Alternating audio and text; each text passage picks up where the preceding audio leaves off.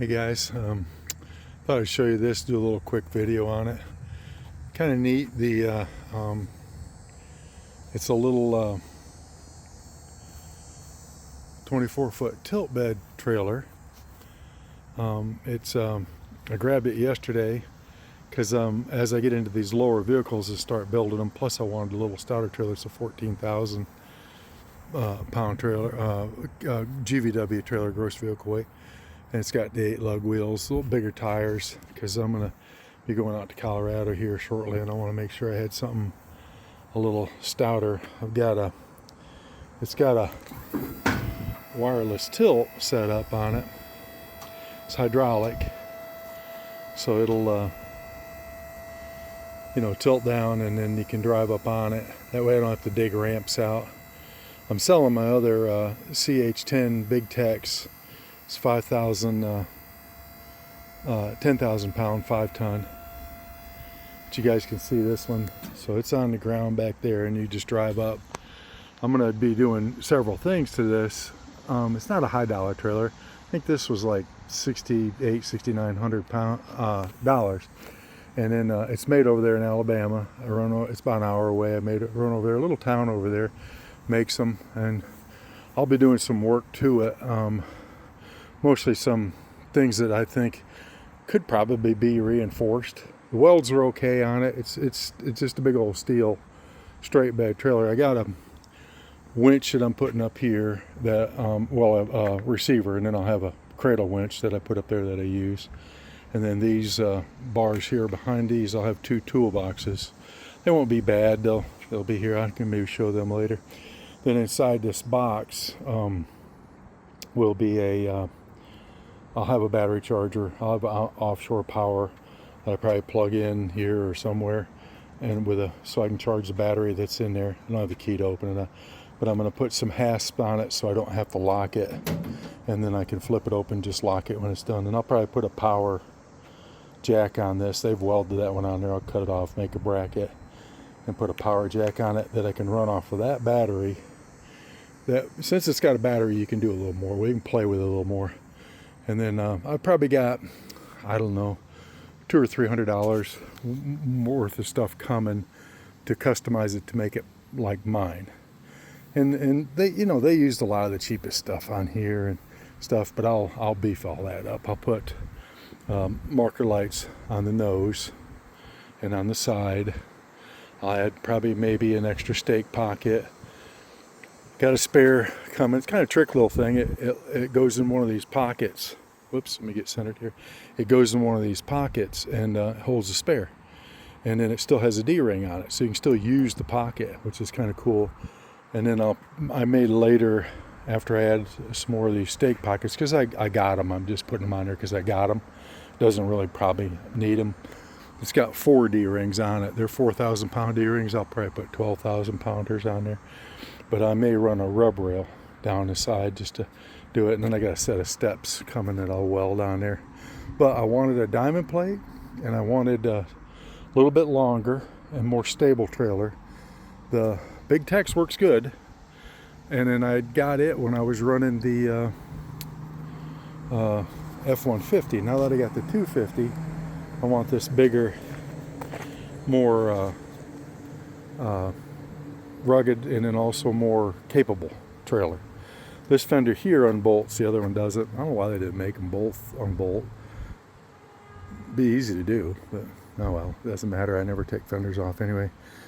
If I had to, I guess they got it where you take one off and drive over the fender if you needed to. These are like a SureTrack axle. It's not a. I like to have Dexters, but it's okay. It's all right. They got a decent reputation. They're not bad. It's a little weird how it lifts up the front wheel when you tilt it down. But what is cool is I'll be able to drive on there with my Bronco or truck. And then in the vehicle, I'll be able to tilt it while I'm in there, as long as it's hooked to something. And then, but yeah, I'll do some modification on it, make it more personal, make it mine, clean it up a little bit more. But really what I was after, if I had maybe a Diamond C or a Rice or a max haul, something more expensive, you get a little bit better build, but you don't get as if you start customizing or doing things to those, you kind of hack it into something that is already pretty much kind of sort of done, but then there's always a few things missing that you want to make to personalize it, and I don't like doing that to a real expensive trailer. This one I can, buy it for $6-7 grand, do everything I need, add some modifications and some reinforcement where I think it might need it, it may not, and then turn around and put an extra few hundred in it and make it the way I want it. And so that's kind of what I'm looking at when I buy something like this. And just, I already had a trailer, and so if I'm going to spend money on another trailer, I don't want to go too big anyway, especially something I'm only using maybe 4 or 5 times a year. But I always want it capable and ready to go. So yeah, just a quick video on this thing. Figured I'd just show it. It's just cool, just a fun, cool thing. I'm getting ready to hook it to the battery charger just to make sure that battery don't sit around low, But it's a 2-way pump in there. It's a cheap old, probably Chinese setup, Chinese stuff. It's got big, powerful cylinders on it, and it seems to work okay. And then I had them at it for $100. I had them add the wireless kit. There it is, settling down. I'm gonna put some alignment plates up here, because I think it needs them. I don't know. When you turn the corner, this is independent from this. This part has the wheels on it. This part has the hitch on it. So I kind of want a plate there. I'm put probably a 1/2-inch steel plate there, just so when it sets down in it, just in case I don't know. It's just, I don't know. It's just the way I am. And then I'll probably put a couple locking hasps, because I didn't see any check valves on those cylinders. So probably if one of these hoses gets broke by road debris, that thing might tilt on its own. It might leak oil and tilt. So I'll put some lockdown hasps, some centering things, and stuff like that on there. Just some extra safety things, because I think it needs it. It may not, but yeah, I'm going to do that. And then this plate here where these pivot point is, it's 1/2-inch steel. I'm not real impressed with that. I may modify that a little too, put some gussets on it, and I may even put a heavier plate behind that and gussets in, and then that way, because that everything hinges on that. I guess it works, because they sell a bunch of these. The guy that I bought it from said, yeah, I'm trying to get him to bring me over some more, because he said I can't keep enough of them in inventory. And I think it's because of price and stuff like that. Again, like if you're somebody like me that can build on these things and do more with them and reinforce them or something like that, if you don't like the way they look or don't like something about them, I like the fact, I don't think this is powder coat. It could be. It smells like paint and looks like paint. But I like that, because if I'm welding on stake pockets, I'm welding on different reinforcing brackets and stuff, I want to be able to touch it back up and just paint it. And then that way I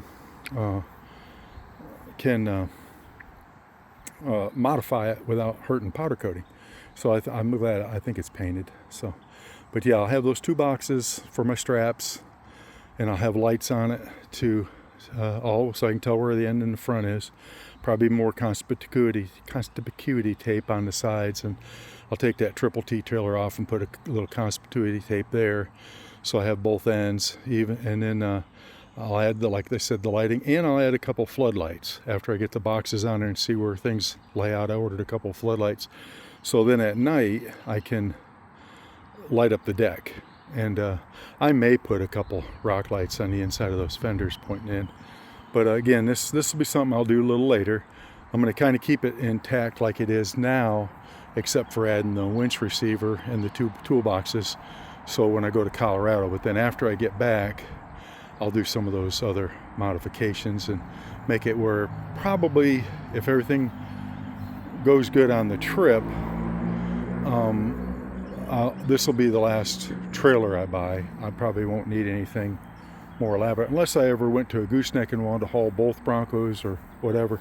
But the biggest thing is, as I get the 56 done and maybe possibly build a 32 3-window or 5-window coupe, they're low and you need a tilt bed to drive up on them, or it's better than what I got. You know, you don't necessarily have to have a tilt bed. You could even have a covered trailer that would be real low, probably lower than this. But all right, you guys, I'll wrap this up. Just wanted to share it with you, show you what I was doing. This cord here, I got another one coming with a junction box, and then I'll have that. That's waterproof. It'll be under there. This cord will be sealed instead of wire loomed. It'll be a sealed cord. Then I got another sealed cord I'm bringing about, maybe, you know, this whole deal, everything I spent probably $500. And then I'll run it back to a junction block split off that junction to marker lights for running lights. And then I'll run another one back to another junction block for the tail lights, turn signals, and all that, and rear marker lights. So I have two junctions, a sealed waterproof junction here with a sealed 7-way, and then that way it's basically I'm rewiring the whole trailer, because and then I got another breakaway coming. This breakaway does use the power from this battery in here. It's an interstate battery in here, but it that way, in case that battery goes dead, I'm going to have another with its own breakaway, probably in this area with its own battery.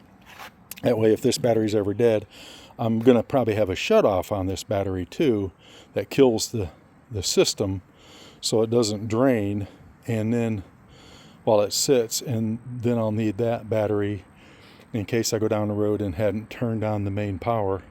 I'll need an auxiliary breakaway, and then it's a little better breakaway. They welded this on a little tab right there, and it's fine. It's just, again, like I said, kind of wild they welded this on here. I mean, that son of a bitch ain't going nowhere.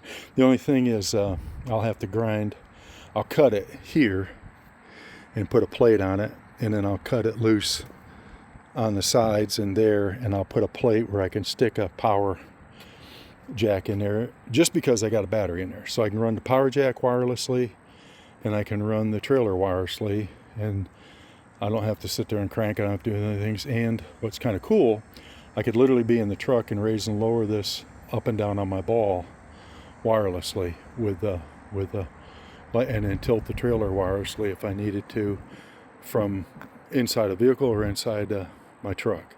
So that's kind of the goal in the end.